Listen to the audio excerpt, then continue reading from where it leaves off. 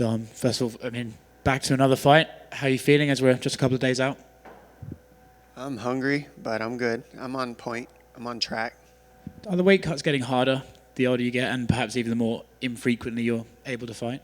No, actually, this one was really easy. You never know. Each camp's different. It really is. But this one has been very good to me. I think when this fight was announced, it came as a bit of a surprise to some people because I know prior to the Cejudo fight, you kind of really wanted a top-level opponent to step back in there against. And against Casey, while he's a young prospect, he's not quite at that level you'd previously wanted to be linked to. What was it about this fight that made you say yes? Well, I never really mentioned anything about being linked to a certain status, but I don't know really what status he is or isn't to you. That would be an interpretation by you. But to me, Casey Kenny is one of the best in the world. What is it about him that makes him that good? Well, he's well-rounded. He's a black belt in judo. He comes from a grappling background. He trains with John Crouch out in Arizona. And he started with his grappling, then added the judo and stuff with it. And then as he's improved, he's on a 3-fight win streak, and his striking has been improving too. He just beat Nathaniel Wood, who has a good striking base first. So coming from a grappling background and beating a striker, he's improving in that aspect as well. He was out here earlier and he was complimentary of you, said he grew up watching you and respected you, but he did say he didn't think he'd seen much advances from yourself in your game over the past 5 years perhaps. Do you disagree? Again, that would be his interpretation, and he's allowed to have it. He also mentioned that while he didn't want to give much tactics away, he did look at the Cejudo fight. Cejudo had a bit of success with some leg kicks in that fight, and he said it would be almost ridiculous for him to not take something from that. Have you had to change anything in your training, or do you think Cejudo wasn't having as much success as it could be interpreted from viewing it? Yeah, I mean, they attacked the legs early, and you have to adjust. And when the adjustment was made in the second round, you know, there was a third round coming with a second left. It got stopped. So, you know, you might have seen the adjustment be made in the third round. But for them to say that they watched the fight and they got a read on the leg kicks, okay, that's okay with me. If I recall correctly, I was there in Jacksonville, and I think after the fight you did an interview where you said that you should have perhaps been a little bit more aggressive earlier in the first round. It took you a little bit of time just to sort of get into your rhythm. In training, is that something you've had to work on in sparring where you have to come out more aggressively, or do you think that's just a lesson you learned from that fight and you'll be able to apply that instantly in the next one? Well, realistically, it's hard to say all this stuff because it sounds like an excuse, but it's not. It's just answering your question. I had about 12 sparring sessions leading into that fight. Henry had, 3 months to prepare. It was supposed to be Aldo. They shut down the borders, so I got an opportunity on 6 weeks' notice after a 3.5-year layoff. I sparred, like I said, a handful of times before that, so I didn't have a lot of rounds under my belt. That was part of it. The other part of it is this is a completely new setup leading into a fight. I come from the days where it's just you show up to one room, you warm up for about 2-3 hours sometimes. You're just kind of hurrying up and waiting. You're sitting there actually for a while before you go out to your fight, and waiting for all these fights after fight after fight, and you have plenty of time to warm up. In Jacksonville, they put us in a room at the hotel, and that was actually the warm-up room. The warm-up room was not at the Coliseum or whatever you call it, and I didn't really make that read because I'd never been in a COVID situation before. It was the first athletic event in a lockdown situation. So I was kind of taking it on a whim, and I did not warm up the way I normally warm up for 25 fights, 23 plus fights. I did not warm up. So I didn't get the warm up I needed, and the adjustment is to make sure I get the warm up I needed. Since I was a kid, the coach always says you should be walking out, like you already had your first match when you start the match.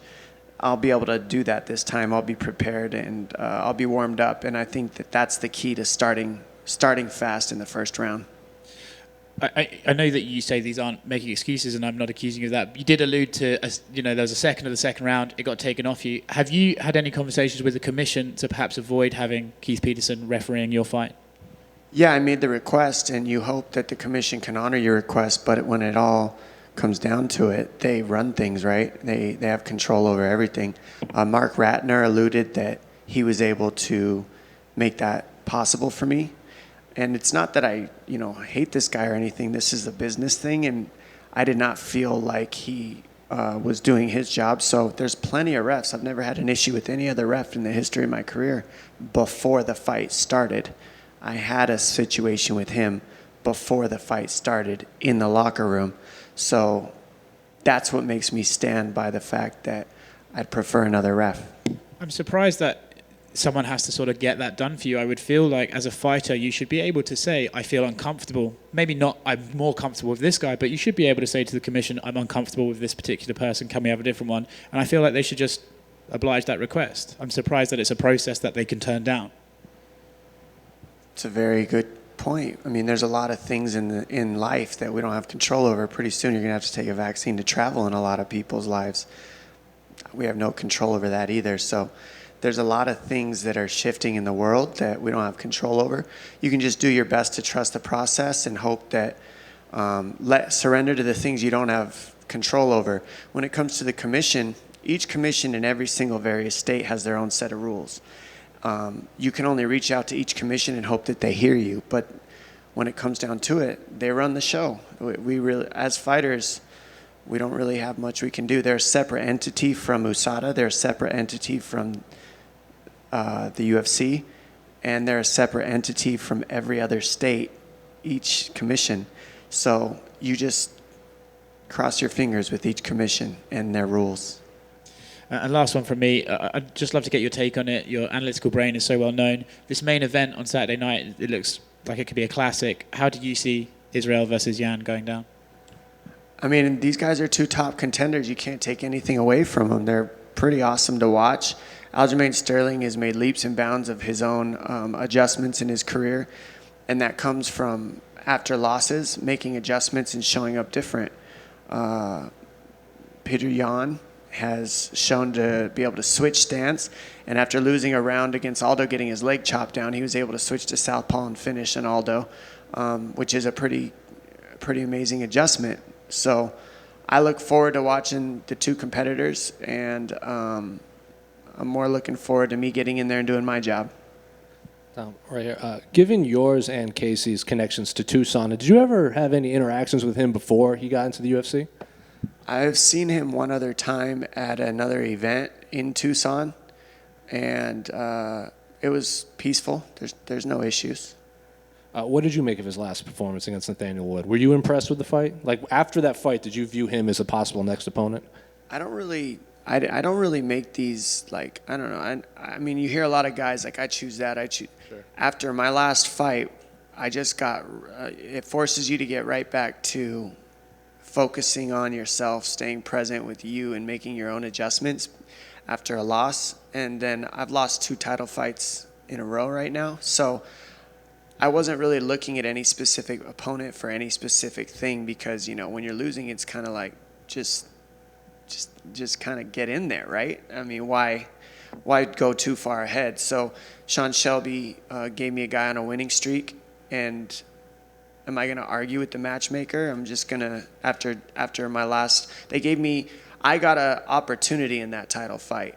It did not get executed the way I wanted. I felt very gifted and honored to get that opportunity to fight for the title. So after that gift, just show up, do your job, take the fight that's given to you, shut up, and go. Did it matter at all to be on this card specifically, given there are a few other bantamweight fights and you can kind of all be on the same timeline moving forward? Or was it just timing it happened to be on this card? Yeah, it was just timing. I just wanted to fight in the States was my main objective. I prefer to not fight out of the country, especially in a time like this. Are you happy it's 3 rounds rather than a 5-round preparation? Sometimes it's good, sometimes it's bad. You'll hear that from all fighters. It allows a sprint pace, so I can keep a different type of pace. It allows, it just changes the pace of the fight realistically. 15 minutes, it's only 15 minutes of fighting. I mean, it's not that bad. And then looking at the title fight, the bantamweight title fight, Aljamain said that Jan has to beat him to legitimize himself as the champion, because his quote was he beat up 2 old men in his last 2 fights. And to be a legitimate champ, he has to be a young lion like himself. Do you agree with that assessment of Peter Yan having to beat Aljamain to become a legitimate champion? I believe you have to defend the title. Has he defended the title? I mean, I don't think that there's one to become a legitimate champion. I can just say this, as a champion who's had the belt, defended it, and had it for a very long period of time, and at one point I cleaned out the division, being I faced everybody in the top 5 and had beaten them. That's not easy to do. And when you can do something like that, Usman's done it. John Jones has done it. There's a handful of fighters who've done that. It has been done. It doesn't make you a legitimate champion, but that's the real answer to stuff, is how can you win the belt and defend it multiple times, more than once even sometimes. You know, I defended it once after I won it from TJ even, and you know, so you got to defend the belt. I do believe that, but winning the belt isn't, anybody's pretty close to winning that belt in the top 15, in my opinion. We really are. I've fought guys that, when I was at the top with the belt, I fought guys that were number 15 just 1 year before, and they won 3 fights in a row, and sometimes you can win 1 or 2 fights depending on if it's in a spectacular fashion, and get right up to title contention. So when you look at rankings, if I'm being perfectly honest, rankings has to do with the money you're paid more than where you're actually legitimized. So what is a ranking to a fighter? Dom, back here. Just at this stage in your career, do you have any specific goals right now, or is it just, going fight by fight? Yeah, fight by fight, man. You have to stay in the present moment. When you start moving to the future, things start getting ugly. Fair enough. And I know that recently you started a footwork tutorial of sorts. Just like, what was the inspiration behind putting that together?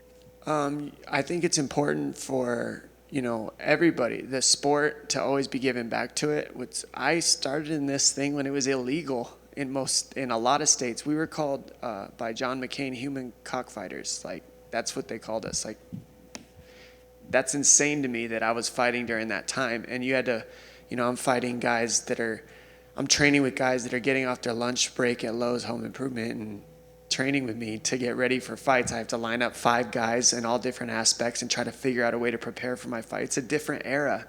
So it's just crazy to watch how everything's changed. And as for this fight with Kenny, do you feel like any additional pressure at all, going against somebody who's unranked for once? Like I said about the rankings, like, it's about pay. If he was getting paid more, he'd be ranked. Facts. That's a fact. And, one of your former teammates, Takumi Tamaru, he's making his big promotional debut in Ryzen 27 in 2 weeks. Just, having trained with him and your analytical mind, just what do you make of him as a prospect and how far he can go in the sport? Well, anybody that I've trained with so many people, man, and a lot of Japanese fighters. I've trained with Chinese fighters. I've trained with people from Thailand. Like, when I train with guys, you're just beating the crap out of each other, and you're in training with all the gear on, and you never know what day they come on. Did they miss wrestling day before sparring day? If they did, then they're a little bit more fresh. It's hard to tell, to be perfectly honest, but the guys that I train with that prepare me for my fights are the ones that really stick with me, because they're part of the journey that helps me get to where I need to be, So I have all the best for everybody I train with, because I've never had ill wills with any of them. And I respect all the fighters out there, because this is a tough sport. So every one of these fighters I respect. I hope the best for them. Of course. Well, happy early birthday, Dom. Thank you. Thank you. Dominic, over here on your left. Hi. Out of Alliance, you've had a lot of men and women who've made it onto broadcast teams, not just UFC, but Goito, Tonga, other promotions. I mean, are you the one just giving everybody advice that they've made it, or is it just this special group that you guys have just done really well on television? I've thought about that too. I think what happens is, especially with Goito, especially with Tonga, with Angela Hill, I would give them, like, I do a show called Unlocking Victory that all of you guys have probably seen on ESPN. Tune in. I brought her on. I brought Goito on. I bring these people on so that because they're people that can work with me. And once they do that, I think that they get a taste of like, wow, this is it. I see what it is. There's a camera in front of me. And once they feel it, then you start getting the idea, like, I can do this too. I'm not going to say that I give them advice. If they ask, I'll talk to them. I'll give them some support. But Tonga did it all on his own. I never said a word. I might inspire them a little to say I can do this because they know me personally, and I'm just a normal guy like them. And they're like, well, if he can do it, I can do it. But that's what I've been saying since day one with everything, fighting too. There are a lot of fighters, obviously they see that spot in the broadcast booth at the desk with you guys. I mean, just what would be your advice for these fighters who are coming up right now and like, you know what, I want to have that for my career when I'm done with this? I didn't really have that as an idea, to be honest. I got into that because I got hurt a lot, which was not something that I ever thought was going to be part of my story, but it is. So I would say I turned lemons into lemonade, really, in order to get that position. And I did a lot of work. I worked with Zach Candido, who gave me an opportunity early on. I'm very appreciative for him because he got me studied very early in Shuto fights, which I would drive 3 hours up to LA in this little tiny room, and I would be calling these fights where I would literally have a fight card 3 days before the fight, and the entire fight card would change the day of the fight. People would be leaving and coming and leaving and going, and you're talking about you're speaking a bunch of Portuguese names in Brazil with a bunch of guys that aren't the most known fighters in the world, to be honest. And it was difficult and it was hard. And he built me up. Zach Candido gave me opportunities to build me up and learn there. And step by step, not to mention Fox Sports early on before we went with ESPN, gave me a lot of opportunities there too.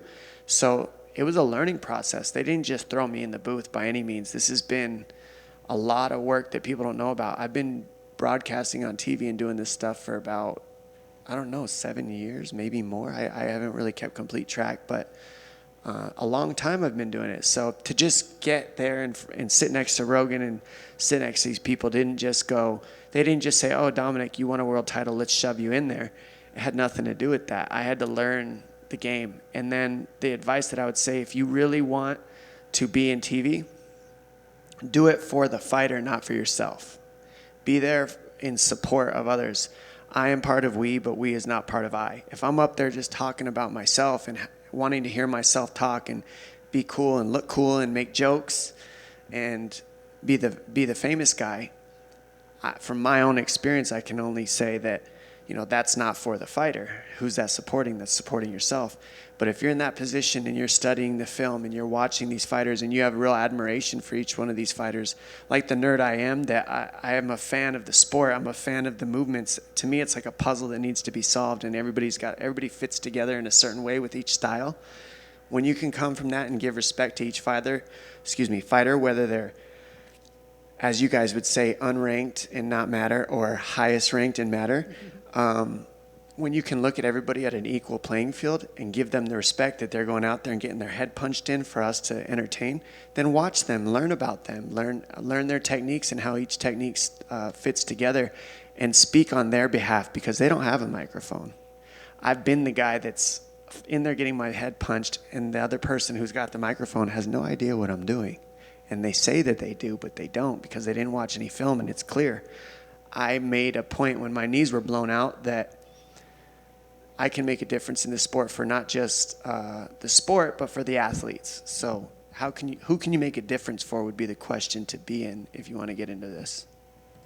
Dominick, you touched on it with your injuries and everything else, and I appreciate your answer.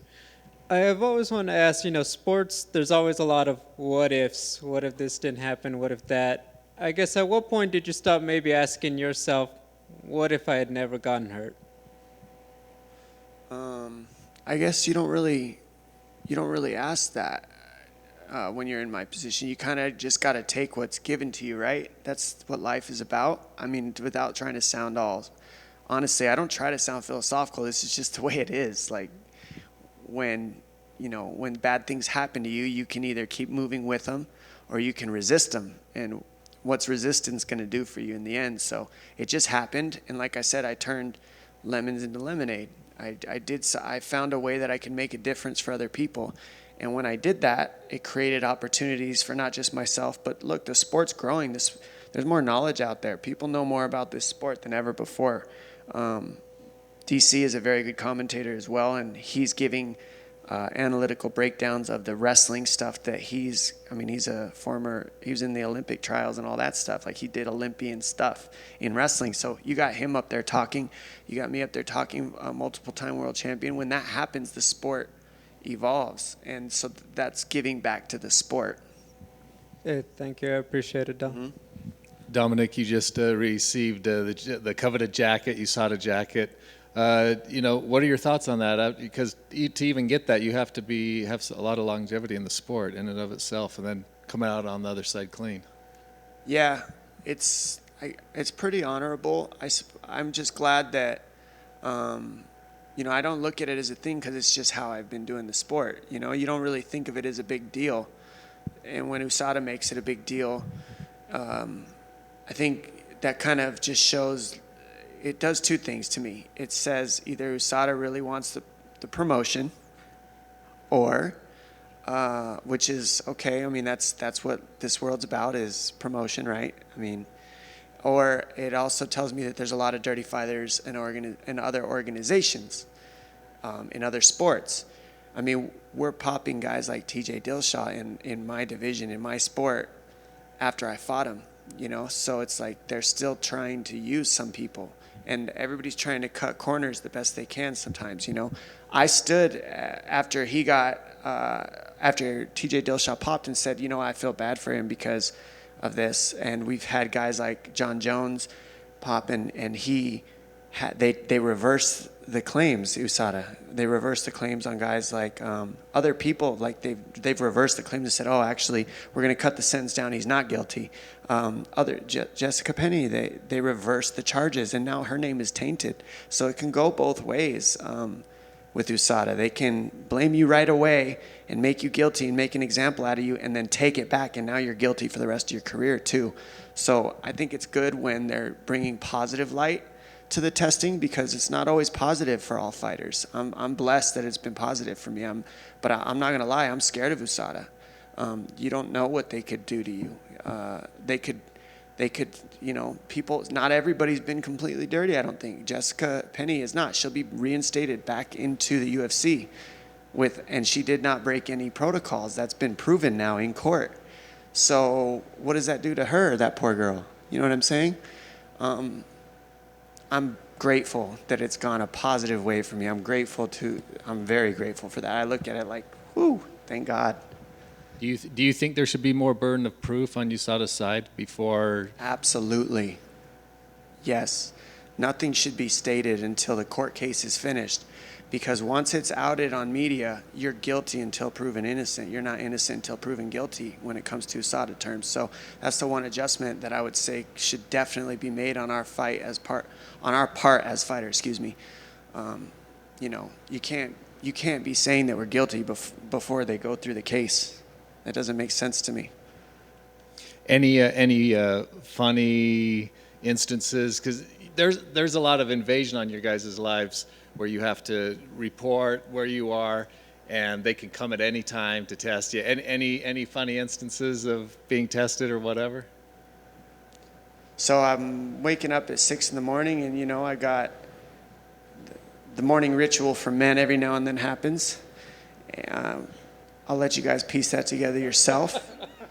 And I'm in my robe, and I'm just not happy, because it's like, come on, man, it's 6:30 in the morning. You had to come at 6:30 in the morning. And I open the door, and I'm in my robe, and I got a guy who's there to take my blood and a guy who's there to take my piss, and I'm standing there with Pedro at full attention, for lack of a better term.